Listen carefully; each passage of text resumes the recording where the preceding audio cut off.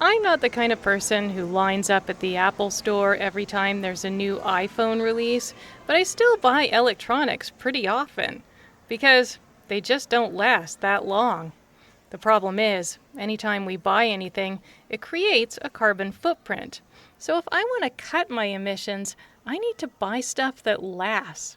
And I was happy to discover that there are companies springing up to help us do that. Take, for instance, the Dutch cell phone maker Fairphone. Tia Kleinmacht is their circular materials chains innovator. It's a modular phone and thereby easily repairable because you can just quickly replace yourself even the modules in the phone. Tia says repairing instead of replacing the phone when it breaks gives it a much lower carbon footprint. So where can I buy this wonderful product? We are looking into the opportunities to enter North America, but this will not happen in the near future just because we are still a small company.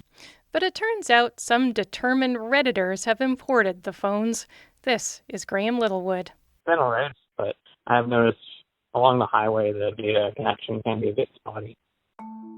There is another eco-friendlier phone out there that comes from closer to home. TerraCube is based in the US. It has several replaceable parts, and it's actually pretty cheap. So those are my phone options. But what about laptops? That's where Nirav Patel comes in. He launched a company called Framework in 2020 that makes a modular laptop. It's a good notebook. And then within that, we've made it as easy as possible to get inside of, to be able to do upgrades like... Nirav says you can replace the battery, the screen, the keyboard, the motherboard, anything you might want to fix or upgrade. And best of all, even a tech idiot like me could figure it out. We find that the step-by-step guides and videos that we publish actually are pretty easy to follow. Anthony Rossborough says we shouldn't have to buy boutique products to get this kind of repairability. He's an intellectual property lawyer and an advocate for right-to-repair legislation. There's currently no requirements on manufacturers to actually design products in that way. So I think, repair is looking to force that type of design into the market. Right now, Anthony says companies use a number of tactics to stop us from repairing stuff.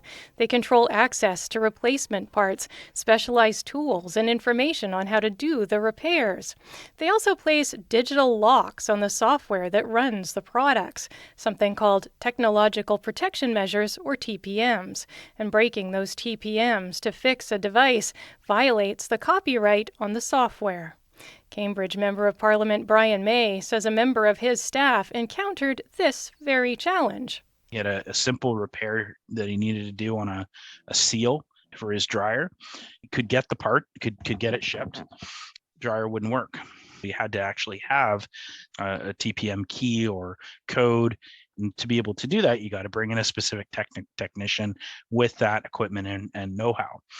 And to do so would cost more than what it would cost to replace it. Brian introduced a private member's bill last year to address this issue. It's since been reintroduced by Wilson Meow. It would allow people to break TPMs to diagnose and repair products without violating the Copyright Act. But Anthony says that might not be the best approach because copyright is subject to a lot of international agreements.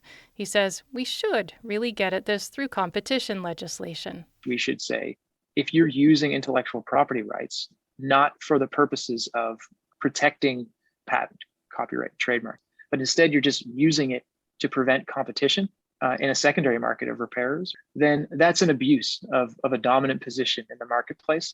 As for what people like us can do, Anthony says we should all join the repair movement and learn to repair things ourselves, contribute to a repair culture. To which I say, oh man, honestly, I am so much better at breaking things. Okay, I will commit to learning. For CBC Radio, I'm Heather Kitching.